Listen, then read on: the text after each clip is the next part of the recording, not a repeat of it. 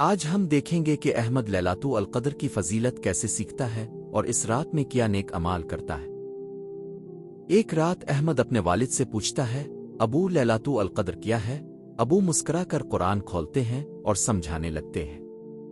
ابو نے کہا، بیٹا یہ وہ رات ہے جس کا ذکر اللہ نے قرآن میں کیا ہے اور یہ 1000 مہینوں سے بہتر ہے۔ احمد کی امی نے کہا، آج کی رات ہمیں زیادہ سے زیادہ دعا اور عبادت کرنی چاہیے، خاص طور پر یہ دعا، اللهم إنك عفو تحب العفو فاعف عني۔ احمد نے سوچا اگر یہ مغفرت کی رات ہے تو مجھے بھی دوسروں کو معاف کرنا چاہیے، اور اس نے اپنے بھائی کو مسکرا کر معاف کر دیا۔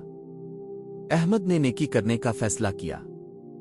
اس نے ایک ضرورت مند کو کھانا دیا اور دل میں خوشی محسوس کی۔ احمد نے اپنی پوری فیملی کے ساتھ نفل نماز ادا کی اور اللہ سے دعا کی کہ وہ ہمیشہ اچھے کام کرے۔ رات کے آخر میں احمد نے آسمان کی طرف دیکھا اور اللہ کا شکر ادا کیا کہ اس نے لیلاتو القدر کی بابرکت رات کو محسوس کیا۔ یہ تھی آج کی کہانی۔ اگر آپ کو پسند آئی تو لائک، شیئر اور سبسکرائب کرنا نہ بھولیں۔ مزید دلچسپ رمضان کہانیوں کے لیے ہمیں فالو کریں۔